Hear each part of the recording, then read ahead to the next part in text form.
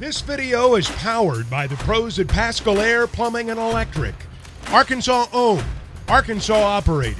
GoPascal.com. You can tell the ribbon cutting is complete here at Baxter Health Crossroads Family Clinic at 1420 Highway 6265 North in Harrison, because now the line is starting to form for the hot dogs and for the Yeti Cooler contest.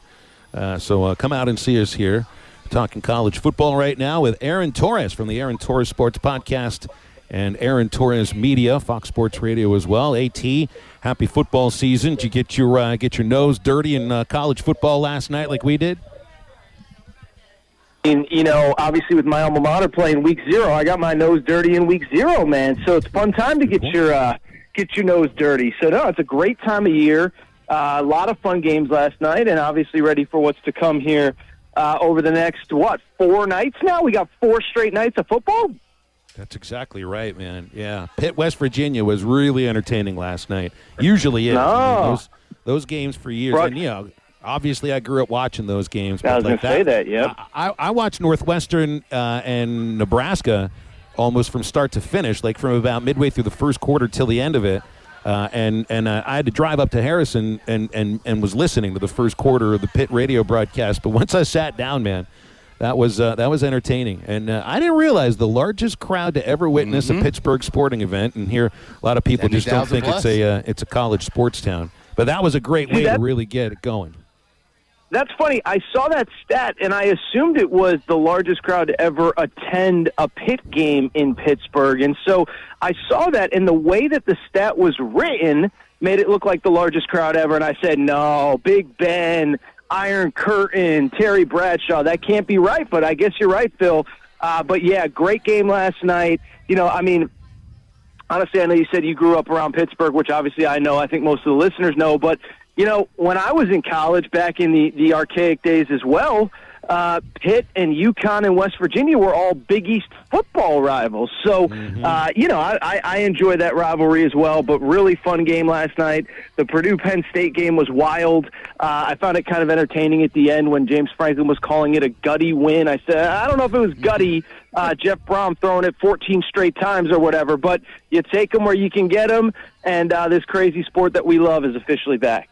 Maybe Franklin was referring to his guy who was puking on the sideline after a touchdown. That was the camera operators sometimes need to know what's about to happen, right? Because there's some people that probably got sick off that very moment. I wasn't one of them, but I think there probably were. Seen it about 100 times on Twitter today, too. Yeah, the puke 6, I think is what they're calling it now. Best matchup of the weekend. That's what I've read. Yeah, the puke 6. If it's a pick 6, it's a puke 6. There you go. I think the best matchup of the weekend though is Cincinnati, Arkansas. You know, and I'm saying that with a little bit of a, you know, with my own reasons, obviously, with the Arkansas connection. But when you look at these two teams, like this is an opportunity for both teams to catapult themselves into the national conversation early, very early.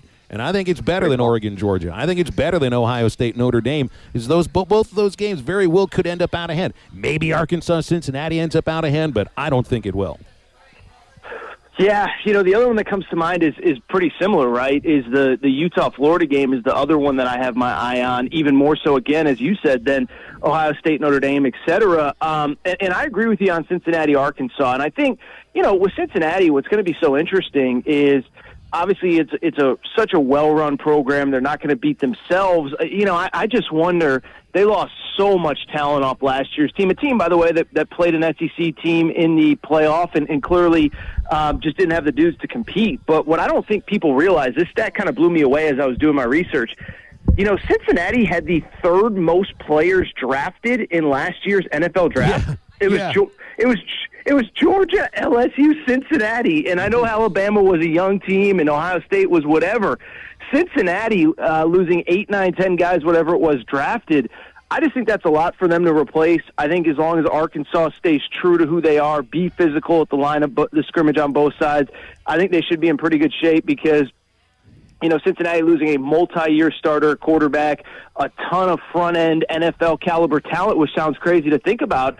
I think it's going to be an uphill battle for them, but I think it's going to be competitive because they're such a well-run program. But I think especially at home, Arkansas definitely has the edge. Yeah, Tennessee and Mizzou yesterday with blowout wins over overmatched opponents. I'm not sure exactly what you make out of all of those. Utah, Florida is definitely an interesting game. And there's all sorts of hype around Anthony Richardson for the Gators, but I'm not sure if people know what to make of the rest of that team. Utah, a road favorite in Gainesville. Like a team coming all the way from the mountains is a favorite in the swamp. And, I mean, I understand the reasons why, but it's just shocking to see that. It is shocking to see that. It shows a little bit about how far the Florida program maybe fell under Dan Mullen, and we didn't fully realize it until right at the very bitter end there. Phil, I totally agree with what you just said, is like, I get that everybody in our business wants to be the first one on the next big thing.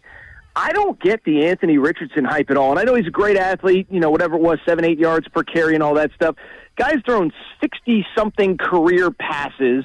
He's like a 60% completion guy. When he played against Georgia last year, and I know it's Georgia, one of the great defenses we've ever seen, but really, really, really struggled. And I'll say this, I'm curious about that, but I'll also say this, Phil. I think, as weird as it sounds, I think there's more pressure on Utah than any team in college football this weekend, and let me explain why. We're going to get some kind of clarification on how quickly we're expanding the college football playoff today. But as we go forward, if the Pac-12 stays as it is, I think they're going to be sort of on the outside looking in of that bigger picture playoff conversation as the talent and great programs continue to consolidate to the SEC and the Big Ten. And so I bring it up because I don't think Oregon's beating Georgia and Atlanta.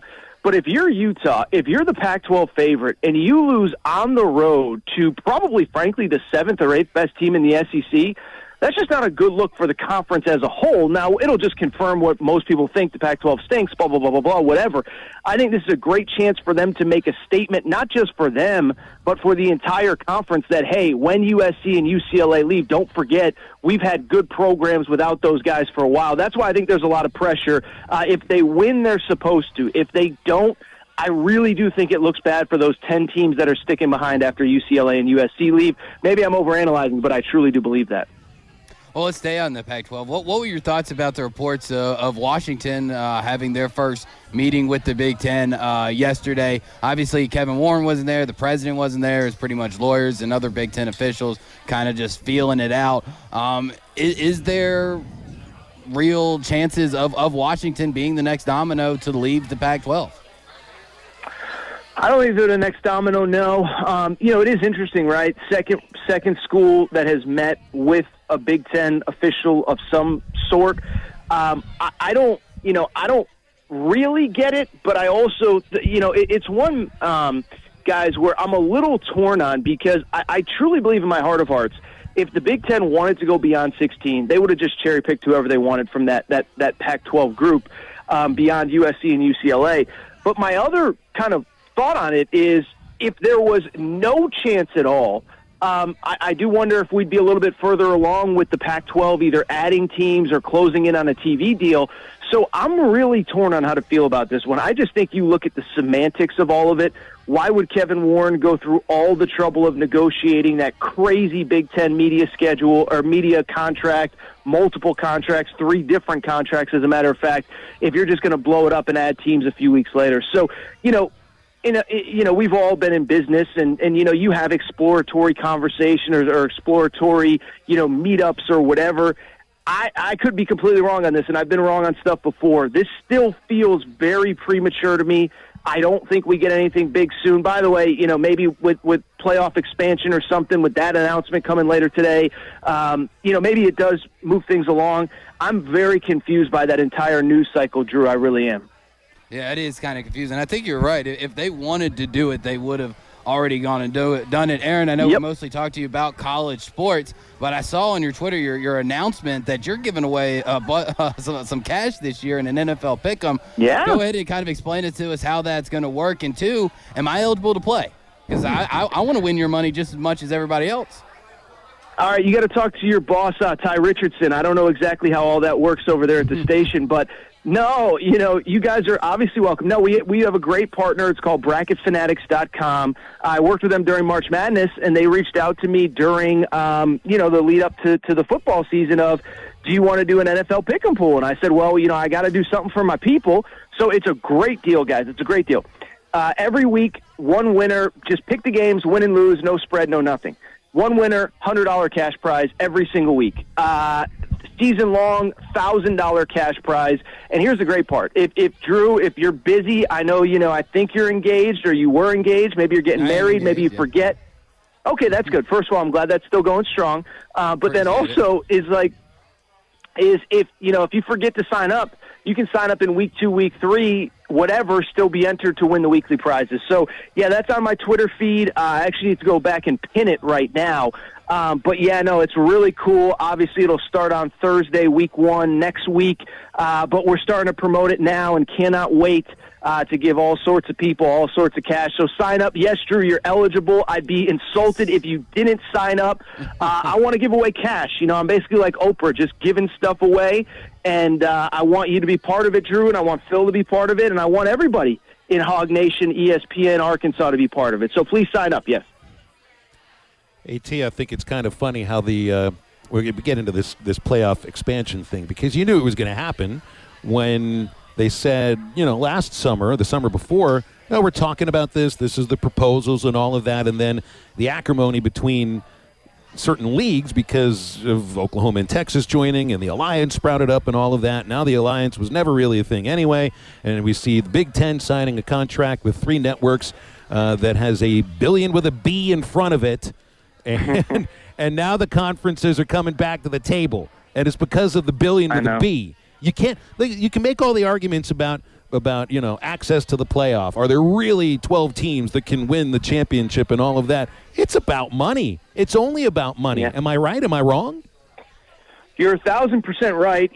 I do believe it's kind of sad. I mean, because obviously, look, if Greg Sankey and Kevin Warren, the 2 people who the current system clearly benefit the most, said, you know what, we're content with the money that we're getting, then they would be, now it's the opposite, right? Is that the Big 12 and Pac-12, all of a sudden they're super incentivized because, 1, they're just falling so far behind financially, but 2, a 14 playoff, they really just might lose access to that altogether. And so what I would say, Phil, 1, it's completely about money. I don't think it's going to make the sport of college football better.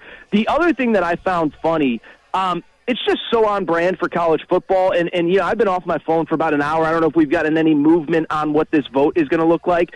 But I just bring it up because what is college sports? Every single major decision, it's just we get there, we make the decision. Oh, we'll figure out all the logistics later, right? So we already got, TV contracts. We already got bowl sites set up. We already got dates and times and this and that. And these school presidents are just like, yeah, you know what? Let's just blow it all up. You know what? You, Kevin Warren, you, Greg Sankey, we're just going to vote this in. You guys figure it out in the next 24 months. So on brand, just like the transfer portal, just like NIL. They just make these big sweeping changes without any real plan in place to implement it. And so, my understanding is it's still got to be a unanimous vote. It's impossible that we stick to the 2026 timeline. I don't think this leaks if there aren't people that want this pushed through. And so it's fascinating, Phil, but yes, it's all about money, and it cracks me up that it's going to be another sweeping thing in college sports that we just kind of figure out on the fly. It's just unbelievable, man. It really is unbelievable. Yeah, it's so funny it hurts. AT, appreciate you, man. It is. Enjoy the games, and we're looking forward to talking about it next week. Thank you. Thank you both. Have a great afternoon. Thank you. Appreciate it, AT. Aaron Torres from Fox Sports Media, Aaron Torres Sports Podcast, and all the like. And it's true. I mean, think about it. College sports changes so quickly, and it is funny. It's funny to the point of pain because you just don't know how any of these things end up getting implemented. Tell you what you can implement, though, is getting over to Joe's Grilling Cantina today for their Friday special. Chicken fajitas are $10, steak fajitas are $11, and you get your sides with it. And don't forget, tomorrow during Arkansas versus Cincinnati, with the games on every single television, you get half-price apps and taps. That's not just tomorrow. It's during every Razorback game. Basketball, baseball, football, you name it. Any Hog game on the TV, half-price apps and taps at Joe's Grilling Cantina at 3400 South 74th in Fort Smith, across from Harps. That's Tuesday through Saturday. Back with more BetOnline halftime. is the fastest and easiest way to wager on all your favorite sports, contests, and events with first-to-market odds and lines. Find reviews and news for every league, including Major League Baseball, NFL, NBA, NHL, combat sports, esports, and even golf. BetOnline continues to be the top online resource for all your sports information, from live in-game betting, props, and futures. Head to BetOnline today or use your mobile device to join today and make your first sports bet. Use our promo code BELIEVE50 to receive your 50% welcome bonus on your first deposit. That's BELIEVE, BLEAV 50. That's BELIEVE, BLEAV 50. Bet online, where the game starts.